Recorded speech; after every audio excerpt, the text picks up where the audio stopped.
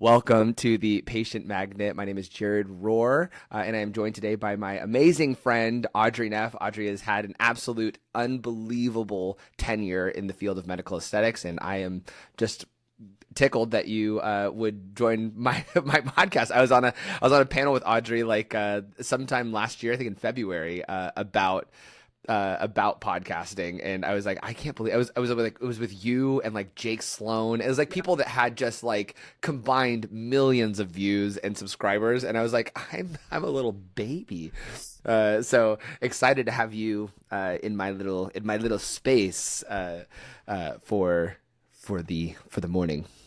Of course, it's an honor to be here. And first of all, Jared, every podcast starts at the bottom, so It's true.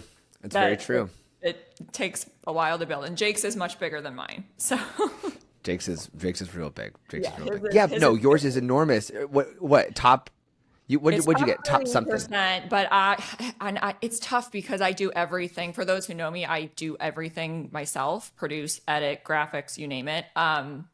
So it takes an immense amount of time, if you will. So I need to get better about releasing every 2 weeks. Like I have 3 episodes that I still haven't even gotten around to editing. So I'm sure I need to give it more time and attention. So that's a goal of mine for 2026 for sure. I have I'll refer you. I have a great editor for our podcast. Shout out Dylan. You're doing a great job. That I'll refer you to. He's wonderful. And he knocks it out quick. That'd be great. Yeah. So Audrey, maybe if you could, obviously everybody knows you from the stage, but you have had such a stellar career in aesthetics over the last however long, 10 years that you've been in the space? Yeah, going on 15 11. years, 11 years. Yeah. And you have built some behemoths within the space, and you're working on a new behemoth. So I'd love if you could maybe just give, for anybody who doesn't know you, a little context into your history. And how you got here. Of course. And it's such an honor to be here, Jared. So much appreciated. So I landed unexpectedly in the aesthetics industry at the young age of 22 years old. It was probably my second job out of college, if you will. And I was working full time throughout college in marketing and PR. But I accidentally fell into it and immediately just fell in love with all aspects of the industry. So I knew it was a place that I wanted to stay. And I always joke, and I always do tell people, you'll be dragging my dead body out of this industry, because you 100% will be dragging my dead body out of this industry. I am never leaving. It's like that scene in The Wolf of Wall Street when he's like, I'm not effing going, or whatever it is. That's me. I leave it. Yes, that's what he says. That is me in the aesthetics and a wellness space, if you will, as well. So my background predominantly has been marketing. Obviously, I was in SaaS for a while as well. And then beyond that, I've obviously invested a lot of my time, energy, and effort into just working with practice owners and educating. That's something that just really fuels my fire, is sharing what I've learned over the last decade and using that information and guidance to help practice owners in this industry improve all aspects of their business and ultimately profitability. So that's what I just love to do. Like I will do that all day, every day.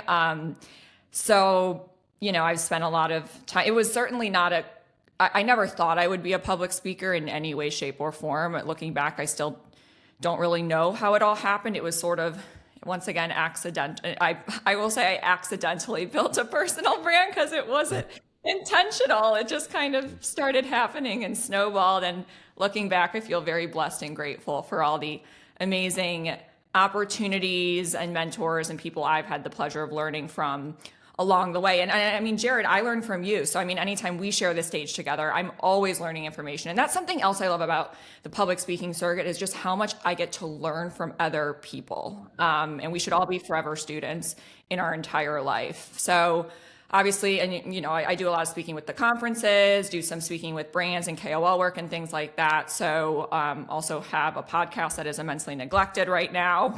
But everything is just rooted in a deep passion to help practices succeed. Yeah, and I resonate that with you. Anytime I see you lecture, anytime I see you engage with people, it feels very much so like your heart is for them to win. Your heart is for, how can I impact this person? There's people who are power motivated. There's people who are Yes. money motivated, and there's people who are impact Yep. and purpose motivated. And I don't think there's anything wrong with the people who are power and money motivated. In fact, I think if I were money motivated, I'd be really rich. I I'm just agree. not. I agree. I'm like, oh my gosh, I would be so rich. I was talking. There was this girl who's a consultant. I ran into her at the Core Mastery Summit. Wonderful gal, but she has this like tenacity about her. And I was asking her, I was like, what like motivates you? She goes, money, man. I'm telling you, like I just fired up about money. I'm like, Yeah. I could tell, and I wish I wish I had that. But I could. People like you, I think, I definitely align with the kind of purpose driven, the impact driven mentality, because if you know that what you did helped one person. If you get one DM 6 months later from the conference that you spoke at, that you're like, you go to the conference, you come home, you're exhausted. You're like, did that even matter? And then 6 months later, they're like, you gave me one nugget that like helped save my business. And you're like, oh my gosh, that makes it all worth it. So you started kind of your first bigger break was with Crystal Clear, right? Way back when. But that And was then that was my emergence into the industry. kind of your big I was I entrance. was certainly underqualified for that position at the time, but someone who became my mentor, Tim Sawyer, was the one. He was the president of the company at the time, and he's the one that told them, no, we're going to hire the very unqualified person because I see something in her, basically. So they took a shot on me, and Tim became a mentor to me over the years. I certainly wouldn't be where I am today without his mentorship. He's like a second dad to me as well. So we're still very, very close. And so I was very blessed to have him still to this day as someone I can always lean on and get business advice from, and life advice as well. So then that obviously we sold to PE, merged with Patient Now, had a long career there. And then recently, back in, I want to say June or July, I can't even remember now. It feels like I've been here at Aviva forever. Moved into the marketing officer role at Aviva Aesthetics because, once again, being a purpose-driven and impact-driven person, we are doing something very, very cool that is ruffling others a bit and disrupting the industry and building something that truly flips the script on the traditional consolidation approach to benefit med spa owners instead of benefiting private equity and their investors. So something that's purpose driven for me because it's all about helping the med spa owners basically wield the power of private equity instead of private equity wielding the power of med spa owners. So it's like, that's what drives me, is I get to be a part of something that is, we're building something super big, and we can certainly jump into it at any point. But that is why I made the transition, and it's been so much fun. That is awesome. Well, tell us a little bit about what Aviva does. So, maybe in a nutshell, because that's the box I've always put it in as well. Is like in my head. Here's, I'll tell you. Here's my understanding. Anytime that I always think, oh, it's like private equity benefits without private equity restrictions is often like where my head goes, is like, oh, you still get to retain a lot of ownership of your clinic, but you get tons of benefit of the full ownership. I didn't even realize that. Okay. Give us the elevator. Tell us what Aviva does. So cool. So our model is the only model that exists in aesthetics today. So we are building something that has never been built before in medical aesthetics and wellness too.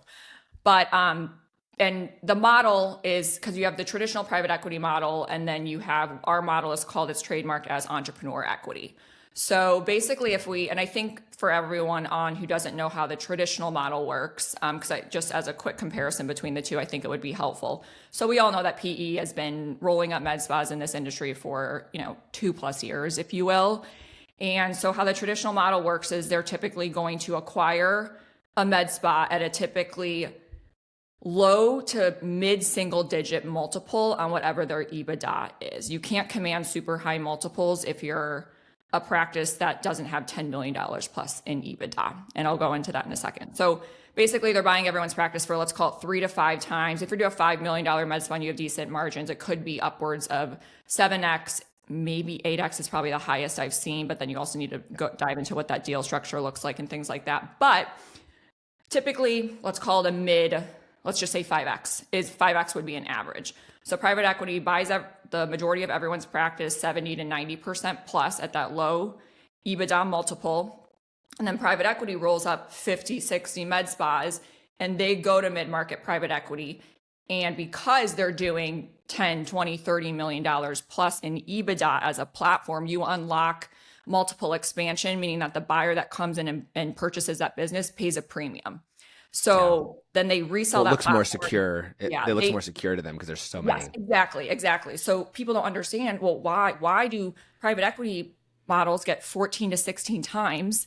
It's because they built this less riskier asset, right? Right. So then private equity sells at 15 times. I mean, platforms are going for 14 to 16. Some people will argue much higher times EBITDA. And then private equity investors keep 70 to 90% of all that money, and the Medspa owners get a tiny piece of whatever their rollover equity is. And so what the reason Aviva was born is, it's a little frustrating sometimes too, because who are the people that create all the value at the end of the day anyways? It's the Medspa owners. The It's clinics. the people who built the businesses.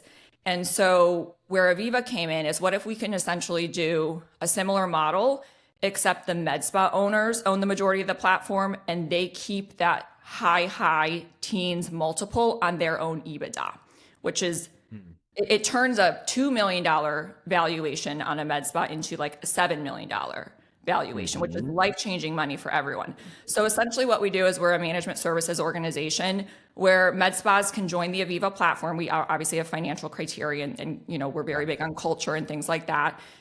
And so they join the Aviva MSO, but they still operate in their own silo, if you will. So they still maintain full equity.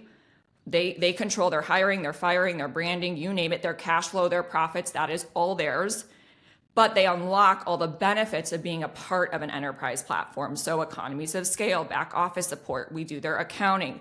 We have an ops director that we just hired, who's going to be coming in and helping them with systems and processes and sales training and all these things. So all of a sudden they unlock all of these benefits, but they haven't sold their business yet. And then we will do the same thing in 3 to 5 years and go to mid-market private equity and bring on an investor partner. And when we, let's call it, bring on that investor partner at a 15 times multiple, whatever each individual practice's EBITDA is at that time, that 15 times multiple goes to them. Whoa. So that is awesome. It's very, very cool. And that, I mean, if someone has $1 million in EBITDA and they're a $5 million med spa, their business would maybe be worth $5-6 million if they sold today, the traditional route. That same business was under Aviva, that business is worth $15 million. Whoa. So it's very cool. And then they'll get a second bite at the apple too, because they'll obviously have rollover equity into the next liquidity event after that. So it's exciting. And that is awesome. I love it just because it's helping everyone to optimize EBITDA before a sale. Because typically people sell before optimizing EBITDA, because you can't optimize EBITDA if you don't have economies of scale and all of these other things. Yeah. So that's what we're doing at Aviva. Yeah, that is so cool. So maybe in my simple brain, to put that together, is that a lot of when people usually sell to private equity, they're going to get some sort of rollover equity sometimes.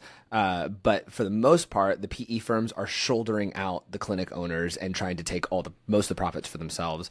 Whereas Aviva is partnering with these clinics as they're scaling up. And so the clinics actually get to be a part of something much larger. Yeah. Yes. It's very, very cool. I think that now, I guess if a clinic owner just wants to get out fast, is private equity maybe still the route for that person that wants to just like, I just want to sell this thing off. I don't want anything to do with it. Yeah, I'm done. If someone wants to get a check today and they're ready to sell, we are certainly not the best fit. So, and there's plenty of amazing platforms out there. I would definitely recommend going the traditional route. We're a better fit for someone who has built a successful business, but they want to continue building and create something bigger and have an exit strategy in the future and get, 3 to 4 times as much money as they ever could the solo exit route. So we have it's a very different type of avatar, if you will, and ICP that we're looking for from a practice owner perspective. That's what I tell a lot of practice owners that I speak to, is that when they're like, oh yeah, what do you, what are you seeing when people are selling their clinics? What do you see in the prep look like? And I said, honestly, like, if I would say, like, you should be prepping. I mean, you should be prepping the moment you start your business to sell it. However, if you are in a phase where you've been around for 10 years and you're like, oh, I want to sell, I always say like, hey, give it 3 to 4. Like, give Yes. it like start prepping now for the next Yes. 3 to 4 years, and start having conversations now Yes. so that you can get ready for the sale in 3 to 4 years. I feel like that's the type of person that if they've got 5 years left for in them, that like Aviva could be a great partner for them. Where it's like, okay, great, let's get that ready to go. That is very now. Okay, so you are getting access and privilege into a lot of these businesses now, and you're probably getting access and privilege into a lot of businesses that don't end up moving forward with Aviva as well. You're looking at everyone's books and you're seeing their numbers and you're seeing how they're running their clinics. What are some of the things that you are seeing, maybe both positive and negative, that would surprise people on the other side of the camera there? Yeah, definitely. So obviously we have financial criteria that we look at. We typically look at practices doing 1.5 gross revenue and up. So we're not certain, we're not partnering with startups, if you will. So typically 1.5 million and up is when if they meet that criteria, we'll move forward with a bespoke custom financial analysis. And people, like if you were to go outside and get a valuation or financial analysis done, those things cost 10 to 15K easily. Yeah. So one of our core values is just radical transparency. And we just want everyone to have the most information possible and education around their own financials. So one day in the future, they can make the decision that is right for them. So we do these just truly out of like the kindness of our heart. We just want to educate people. So we will do, if someone meets the criteria we're looking for and they want to move forward with that, which most practices do because it's completely free and they can take it and run with it. They don't need to be a part of Aviva if they don't want to, or if culturally they're not the best fit for us. And we do learn a lot. So we do a lot of financial analyses. And I will say one of the most interesting things I have seen since joining Aviva, and we have done many of these, is, and I don't want this to sound insulting in any way, shape, or form, but I will say the majority of medical spas are not very good businesses. And it's like that 80-20 rule too. It's like I would say maybe 20% of the market has a really good business with really solid EBITDA margins and have created something that could be an asset to sell one day. I think a lot of practices just fly blindly and they're so focused on the day-to-day and they're not focused on the long-term goal or even looking at their numbers, right? I will tell you, there are a lot of practice owners who's like, okay, well, what is your revenue? And they'll say, my revenue is 5 million, my revenue is 6 million. And then we do the analysis and the revenue is $2 million. And I'm not even kidding. And then when we're sitting with them and they see this, it's just, they're like, because in their head, emotionally, they felt like their business was $5 million and it's less than half of that. So I will say it's crazy how many practice owners just don't look at their financials. And so, and this, if we think about it too, the majority of people are medical providers, right? So they weren't taught to do that. So it's not their fault. You don't know what you don't know. So I don't want this to sound insulting in any way, shape, or form. I just want this to maybe be a piece of advice for practice owners. If you're listening to this and you're like, oh gosh, I don't really look at my books. So I will say very few practices know their numbers. EBITDA margins is also something that is important to us. Obviously, I think a good practice, if you're around 20%, you're in a really, really good spot for EBITDA margins.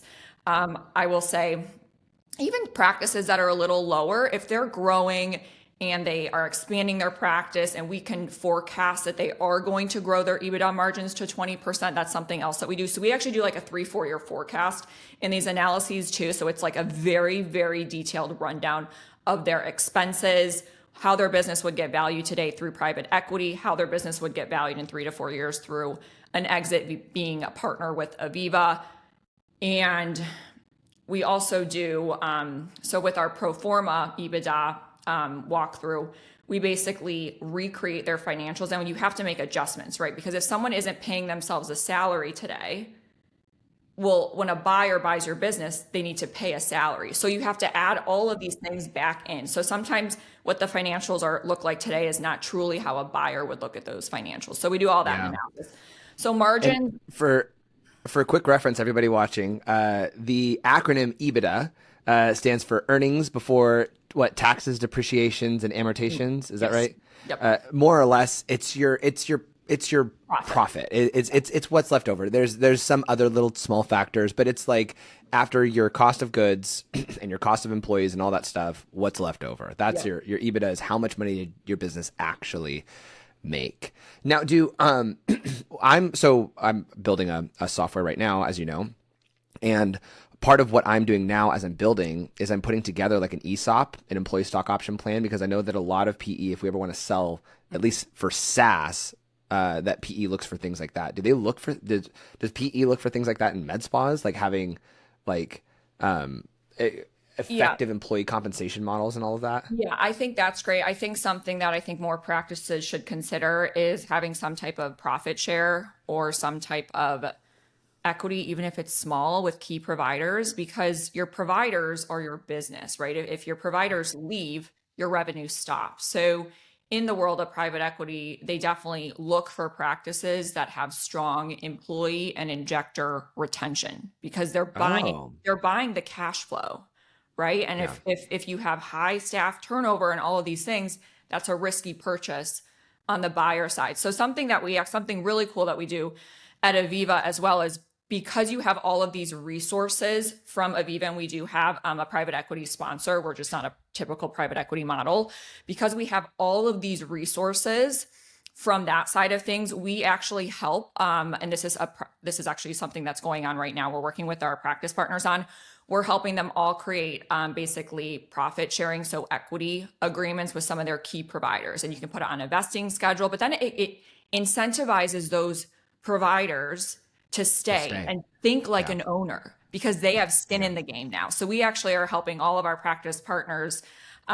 It's something that we're working on right now, do that with a lot of their key providers. And I mean, they're over the moon happy about it. And it's Of cool course. because since all these practice owners know they're going to be getting so much more money for their business, allowing more people in the business to have equity. It's not like it's Yeah. taking a ton of money away from them at the end of the day. So it allows them to have a lot more flexibility. So I will say staff turnover is also a really big problem now that we're talking about this. I mean, we all Hmm. know this.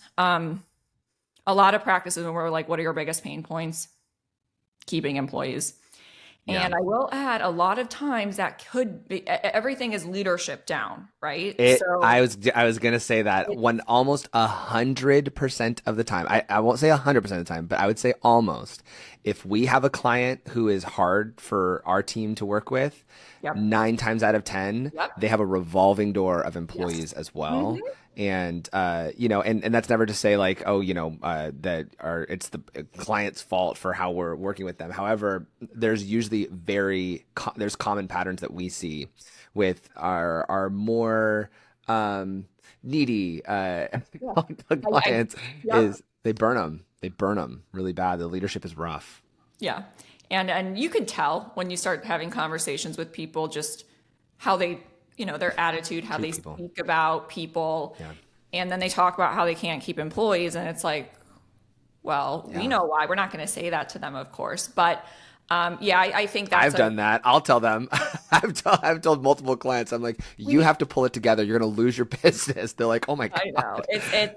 it's always a fine line to do it, and to cross, but Yeah, it's always everything is leadership down in this industry. If I you treat agree. your people well and they feel like they're a part of a family and a really amazing culture and they get so excited to come to work every single day, you will have high employee retention. I mean, we have a practice, they're coming on board, an incredible practice run by an incredible DMP, and they're about to join the platform. I think they'll be closing tomorrow, so we're really excited about it. And their employee retention is incredible. Like Awesome. this team, they don't want to leave. And so, this practice is particularly super excited about being able to offer some equity to some of their providers after they join because we'll help them build it all out and carve it all out. So it's staff retention is definitely a headache. So I think if it's something that a lot of people can just look in the mirror and ask themselves, like, if my retention is bad, maybe go back to the drawing board and think about how I am leading as, the owner of the practice and the example I'm setting forth in the culture I'm creating. With So with those with giving people percentage points, what's that look like? Does it look like them giving them just like, hey, look, you're getting some equity stake, and when we sell, Yes. you're going to get whatever? Or does it also look like distributions on a quarterly basis It because would they're technically typically look owners? like, it wouldn't be, I mean, if someone wanted to do distributions, they certainly could. That's typically more of like an owner thing. Yeah. So basically what we've been building out is when we do have that transaction, those employees get a piece of the pie, right? So Cool.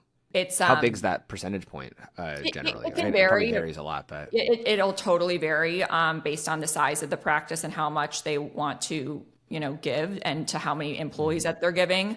Obviously, if you have a provider that's bringing in like $2 million themselves, I would probably give them more than someone who's bringing in $1 million. So yeah. it's Are we all talking customizable. sub 10% as a whole? Are we talking 2, 3, 4, 5% as a whole between all of them, or are they getting like large chunks? No, it wouldn't be large amounts of money. I mean, Yeah. the majority is going to go to the owners, of course, of the Yeah. practice. But still, to like get a check for, $100, $200, $300,000, that's a lot of money to That's people. awesome. So Yes. it's all customizable. It depends what the practice wants to do, but we walk them through that and we help them build it out based on different projections of what their business will be worth in 3 to 4 years. And so it's pretty cool. But and then you obviously would have that on a vesting schedule so that the employees can't leave and they still have the equity, they have to stay. So all in all, it's an exciting thing that we're building with our practice partners, and everyone's really excited about it. That is so cool. That is so cool. I think I had never considered. I mean, I think I've maybe rolled that around in my head, but anytime somebody has trouble keeping injectors, because keeping front desk and keeping admin generally is a really strong leadership reflection. It's like you're either not paying them enough or you're treating them like crap. Yeah. Keeping injectors can be a factor of like they're more ambitious than you're allowing them to be at your clinic, where a lot of them, they're just like, well, I could do this myself. And I see it all the time. We get it all the time where we will be working with a clinic, and then we will get outreach from one of their injectors that's like, I think I'm going to start my own thing.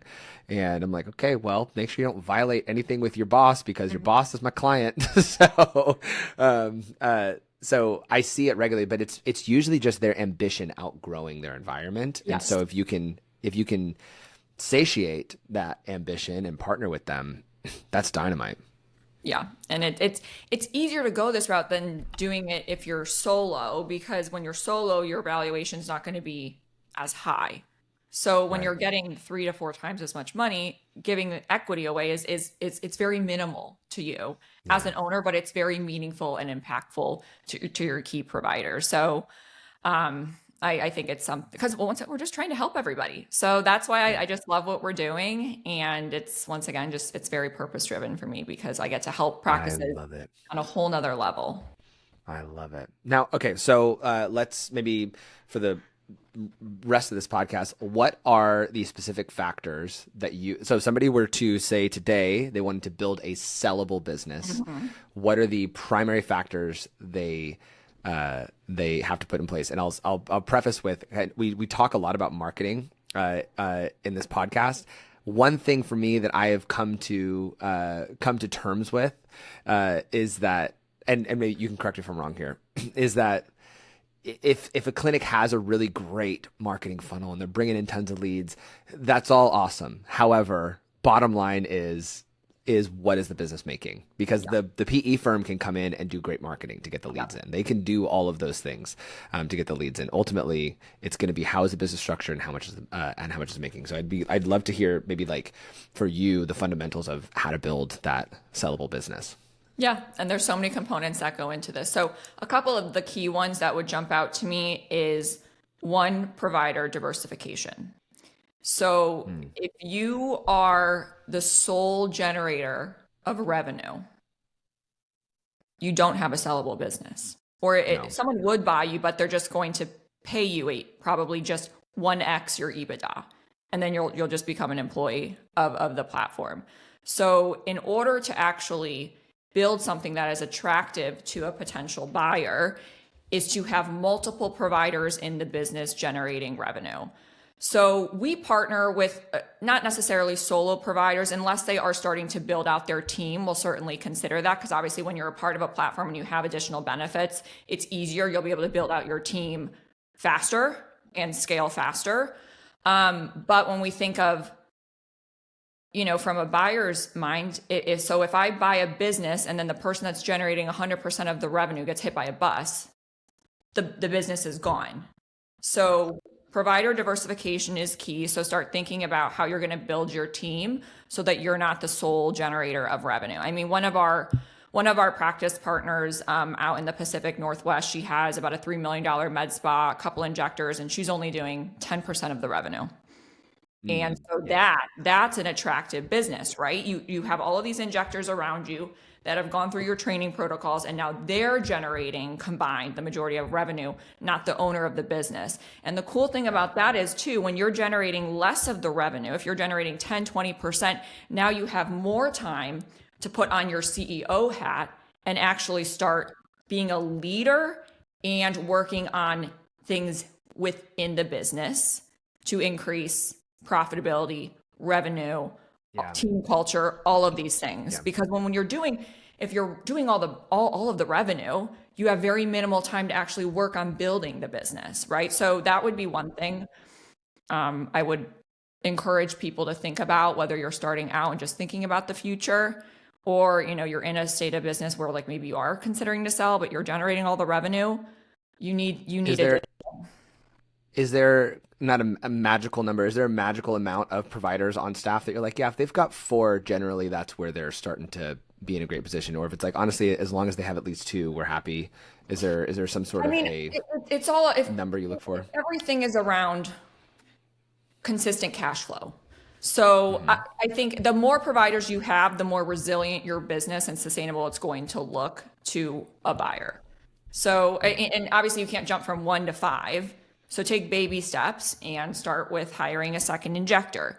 And then once they're fully ramped up, you can start building. And then from there, you want to, if you are trying to kind of back away from providing and wear that CEO hat, focus more on the business, you can like we have some provider or some practices, and I have good friends of mine as well, where they'll eventually promote an injector to like a lead nurse injector.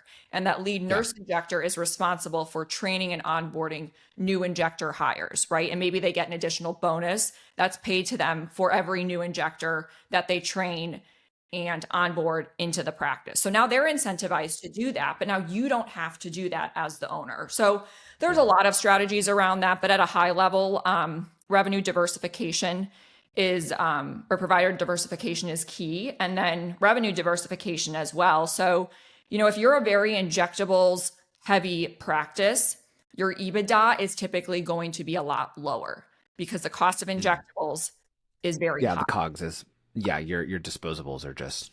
So just some other things to think about is having different service lines and categories in the practice. For instance, one of the practices that we're bringing on here very, very shortly, they're very heavy on energy based.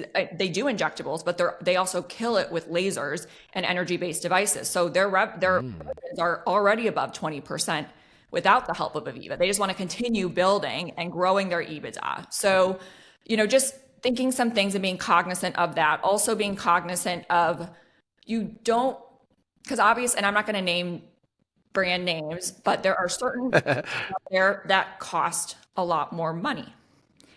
And so, some people get very consumed with the brand name, right? And I think in some cases, if somebody wants that certain brand name, it's great to still carry that. But when you start looking at your bottom line and the cost of products, consider diversifying that as well. I mean, there are so many different neuromodulators on the market at this point. There are new, there's different fillers. I have preference of my type. I'm not going to name what that is on a podcast, even though I guess I could. But Do it. Galderma is my favorite for fillers and sculpture. Same. Obviously, it's just I love those fillers. Sponsored by Galderma. Yeah. Shout out Galderma. Shout out. But I do love Xeomin from MERS. So I've actually moved over to that tox for a little bit, and because I started getting very tox resistant, the Xeomin's been working very, very well for me. So I kind of with the neuromodulators, I do love Dysport though. So around that, just being cognizant. Do you guys like to see? I hate to call it brand loyalty because every company is so different. But do you like to see that they have like a really solid like tier with an individual? Like, is it nice when they're like a real Galderma heavy practice so That's they can a get great better buying power? So the reason people do that too is if they stick to one brand more, they'll obviously get better pricing power. So a cool thing about Aviva is we have pricing agreements with all of the injectables companies. So when you join Aviva, guess what? You can order as little as you want from any of the company and you're still going to get the Aviva pricing. So it makes it really fun for providers from the medical standpoint of actually doing what is best for the patient instead of doing what is best for your costs. So because that is awesome. I can, or if I want Sculpture, if I want Radius, if I want Bursa, if I want Restylane, if I want Botox, whatever it is, you don't have to, because typically you have to order a lot and then to get that pricing, to get the pricing tier. Rebates go directly back to the practices as well. So Aviva's not keeping those. Like everything it's built around benefiting the practice. So it makes it really fun because now you can order any brand that you want at minimal amounts and still get the Aviva pricing. So we don't really care. Yeah, we don't really care if someone's brand heavy or not because when they join, they're going to get our pricing and they can pick and choose whatever products that they want to use. So it's fun from that aspect too. Do you get that with device companies too? Like when they need new tips and things like that and cards and all that? Yeah, so we have really good... You're a big... You speak for a few device companies, or is it just? I feel like you speak for Sinclair, right? Yeah, Sinclair. I love Sinclair. So we have they're an incredible partner with. I love their leadership. I haven't experienced their devices directly, but their leadership is awesome. Their leadership is truly second to none. I love Andrea Trofimic, who's the CEO of North America. So we have phenomenal partnership with Sinclair, and this is pricing you cannot get. Like any sales rep out there cannot give the pricing that we have to anyone. So like it's very reserved for Aviva practice. So we have an incredible partnership with Sinclair. We have partnerships with Cyton, Cartessa, Alma. If there's not a partnership that we don't have, it's very easy for us to get them because when we go to these companies and we're going to be building a $150 million Medspa platform, they listen to you when you're a massive, massive multi-location platform versus when you're a single location. So we do have incredible pricing with all the laser companies. We do get discounts on the consumables as well. So it's all of these benefits and everything just drops to your bottom line. So it just makes it so much easier running your practice, but you're still keeping your cash flow. You're still keeping your profits. You still have the equity in your business. You're just getting everything at a significantly lower price. Awesome. And so it's, and all that does is just help you improve your EBITDA. So your profit, which is what a buyer is what you're going to eventually get paid out on when we have our first transaction, but there'll be, 2 to 3 transactions. So definitely something to think about. Okay, so when you're building a sellable business, number 1, provider diversification. Number 2, don't be too consumable heavy. It's nice to be service diverse as well. And then what else are we looking for? Actually, I want to add something too to that. And I got eaten alive for even saying this when I was speaking at the Global Aesthetics Conference, whenever it was, earlier this month. I was they asked me to do a talk. They asked me to do a couple lectures, and one of them was on like business considerations for GLP-1 medications. So something I will add is GLP, if you have a steady, if you're doing over, and actually I just did an M&A webinar panel. I brought together Annie Hockey and Ben Hernandez from SkyTail, and we had a couple other people on, and we did a whole kind of just demystifying private equity and business valuation in 2025 and beyond. It'll be up on the Aviva website soon. But and this is something I asked all the panelists because when I brought up at the meeting that if you're doing if you have a weight loss clinic and it's all GLP-1 revenue, that's a very risky, very few people will buy that business because you don't know what is going to happen over the next couple of years with the FDA, with shortages, with legal considerations, all of these things. So I just want everyone to know too, when it comes to weight loss, I think weight loss is an incredible thing to offer in your practice, but you do not want to rely on it or think, oh, I'm bringing in $1 million in weight loss, I'm going to get a multiple on this. You don't get high multiples on weight loss revenue. So if you're doing over 10% of your revenue in GLP-1s, that's considered a huge risk. So just something. Whoa. So just something. So it might feel juicy. It might feel juicy in the moment for them. However, it's not something that's going to be It's not sellable. something that's going to demand. Yeah. Yeah. Now, as a caveat to that, if you're building your weight loss programs in a very comprehensive way and you're building in a lot of ancillary services, such as biostimulators, energy-based devices, nutrition, supplements, and you're plugging in all of these other services with those weight loss programs, that's going to be less risky, right? Because you have all of these other services that all of your weight loss patients are receiving. So just some things to keep in mind, but that's a conversation we have to have with practices often. So when we do our pro forma and we recreate their financials, we have to typically, if someone has like a very high stream of GLP-1 only revenue, we typically have to pull that out or dial it down, because an investor that comes in and looks at that business, that is considered a risky revenue stream. So just a piece of advice. I got people were basically screaming at me at the podium because someone asked me this question. I was blatantly honest about it. And then someone stood up and was like, well, what if you have 600K coming in through weight loss? And I'm like, I'm sorry, that's a risk to a buyer. Yeah. So unless you're building. So I think this is good advice for everyone, and is you build comprehensive weight loss programs, build weight loss memberships that include macro coaching, nutrition coaching, supplements, nutraceuticals, peptides, hormones, if they're older, like all of these other ancillary services. And then it's not as risky, right? Because if that patient's still consuming other treatments in your practice. And it's variable, where if you have a weight loss or you have a overall health consulting program and GLP-1s could or could not be part of it and people will still buy it, then it's way less. Yeah, it's way less risky.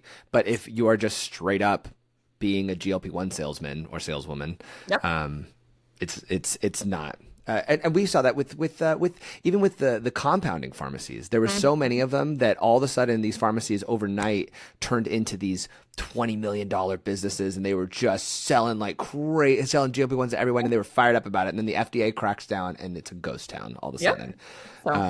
And yeah, I agree. There's not enough regulation around it yet to have any kind of dependency. Once there is, maybe in 5 years. Yeah, but as four or 5 years. Yeah. As of today, definitely not. Yeah, so that's something that we try to educate on, is just diversifying your weight loss beyond just GLP-1. I love that. Okay, provider diversification, product diversification, and as well as service diversification. What else? I mean, I think retention is really important too. So do you have patients that stay with you?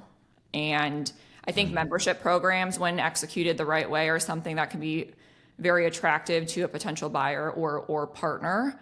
Obviously with Aviva, since you haven't sold your business yet, like we'll be helping operationally with all of our practices build out things such as membership programs, building KPI dashboards and things like that to help them, measure, manage, and track all of their most critical KPIs. So I would say strong employee retention as well, not being a transactional business.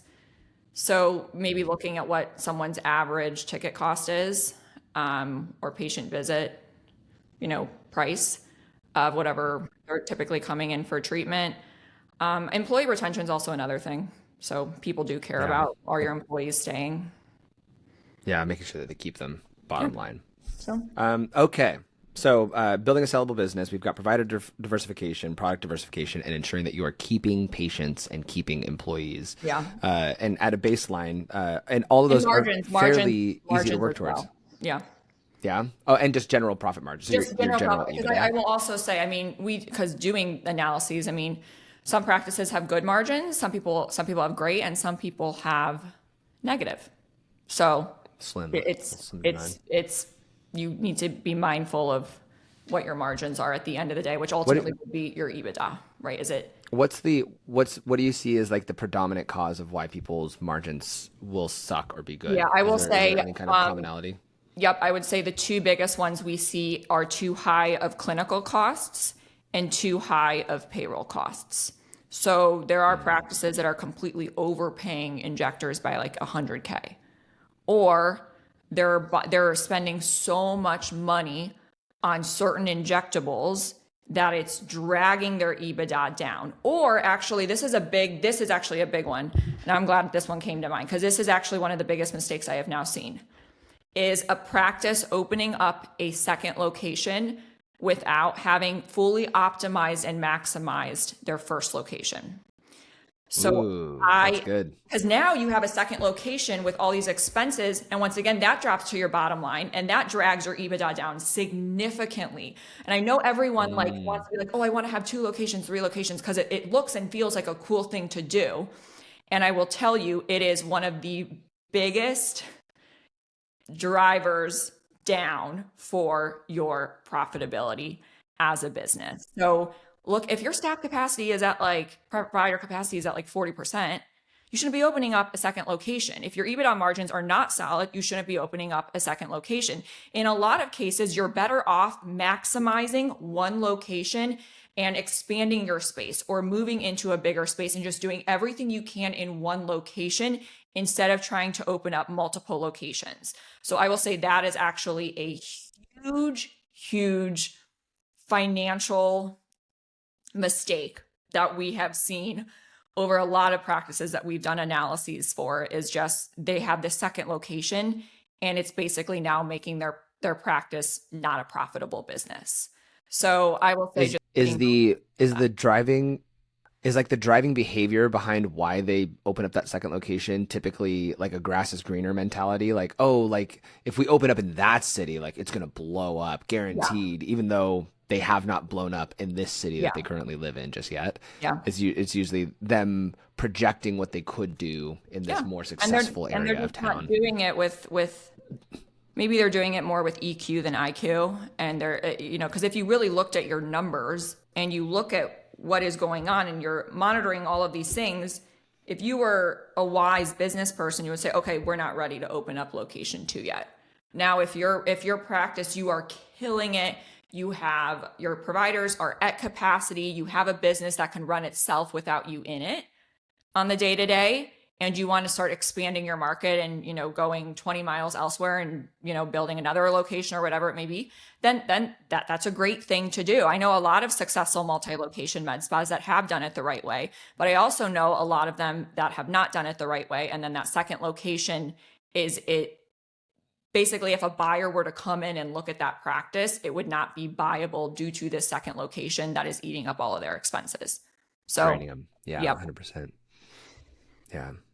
Well, I know we're hitting time here, so I'm so grateful for this, Audrey. This has been super valuable, and I think everybody's going to get a ton out of this.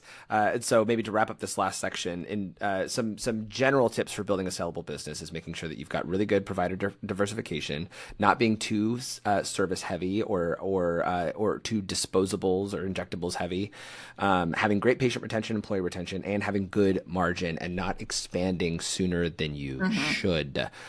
So that you look attractive when you're ready to sell. And even if right now you're saying, "Oh, I'm not even thinking about selling yet," just make sure that you're constantly putting yourselves 5 to 10 years in the future. Always. Because when that 5-year mark hits, and you say, "You know what? In the next 5 years, I probably do want to sell." That's when you start having those conversations now, and that's when you start really aggressively looking at how sellable you are now, so that you can be ready for that when the time comes. Is there any resources with Aviva that people can go to? Like, do you guys have a website that people can go to learn more about what you guys do? Absolutely. Yeah. So avivaesthetics.com, anyone can go to. We have a complimentary med spa owner's guide to private equity as well. That's a resource that you can download. It's completely free. And it's just an educational, maybe 5-page guide, and it walks through demystifies the private equity approach. So it's there as an educational resource to help people as they continue to navigate the ever evolving landscape of aesthetics. And everyone, if I could leave anyone with a tidbit of advice, it would be always begin with the end in mind. So it doesn't, even though we all get consumed in doing the day-to-day things and we love everyone in this industry. They got to this industry to just make people feel confident and happy and maybe have a better work-life balance. But one day in the future, you will eventually want to get something for all of your blood, sweat, and tears. So it's always good just to be educated. And that's one of our big, core values is just educating. So that anyone who knows me, that's all I like to do. And so that's what we do at Aviva. And those are the people that we're aligning with. So there's certainly some resources on the website. There's tons of helpful blog articles around so many things as it relates to the M&A landscape and questions you should ask before signing an LOI and all of these different things. And obviously, if anyone's interested in learning more, there's plenty of call to action forms on the website if you want to set up a meeting with myself and chat more. I'm always happy to talk to anyone and everyone. So I guess that's all I have to say. Jared, thank you. That is awesome. Yeah. Of course. Hop into Audrey's inbox, or you'll see her at just about every single conference in the country this upcoming year. You're doing what's next for you? You're doing, is it February? Is that the next one for you with NWC? I'll be at 4S, so I'll see you this weekend. weekend. You will be? Oh, okay, great. Yeah. I'll be at 4S this weekend. The last minute edition. So I'll be down there. Oh, good. Yeah. And that's easy for you to get to. It's 15 minutes away from you. You're in Fort Lauderdale. Yep. Or you're in Boca, but it's in Fort Lauderdale. Yeah. Cool. Well, once again, everybody, thank you so much for listening to The Patient Magnet. I appreciate all of you. If you guys loved what we had to say, please leave a comment down below. If you vehemently disagreed with us and you want to drag Audrey about her take on GLP-1s, please feel free to throw comments down below. If you're on Spotify, just know that there's a commenting function down there and we'd love to chat with you. Or if you have further questions about being able to sell your business or get ready for sale for private equity, feel free to go over to vivaesthetics.com and chat with them. Or if you want to just build up your profit of your business right now, go onto aestheticconversion.com so that you can get your marketing in place, get your lead production in place so that you can get ready to sell. So thank you everybody again for listening, and we'll talk to you soon. Thanks, Audrey. Of course. Thanks, Jared.